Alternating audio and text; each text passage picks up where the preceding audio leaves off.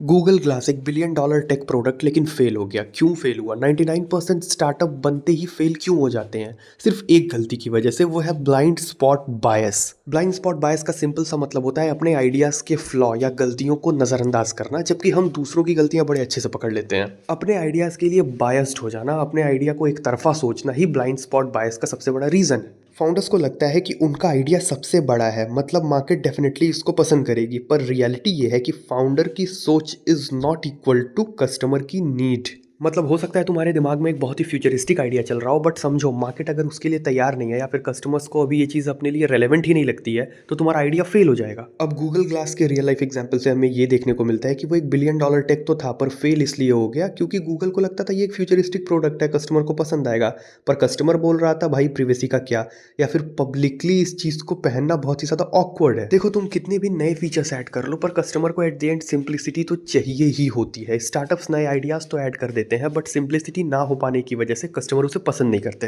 Founders features में busy हैं और कस्टमर पेन पॉइंट में। तो स्टार्टअप एक्चुअली तुम्हारे आइडिया की वजह से फेल नहीं होते हैं, वो फेल होते हैं तुम्हारे ब्लाइंड स्पॉट बायस की वजह से, तुम्हारी बायसनेस की वजह से, जिसमें तुम अपनी आइडियाज़ के फ्लॉज को नज़रअंदाज कर देते हो।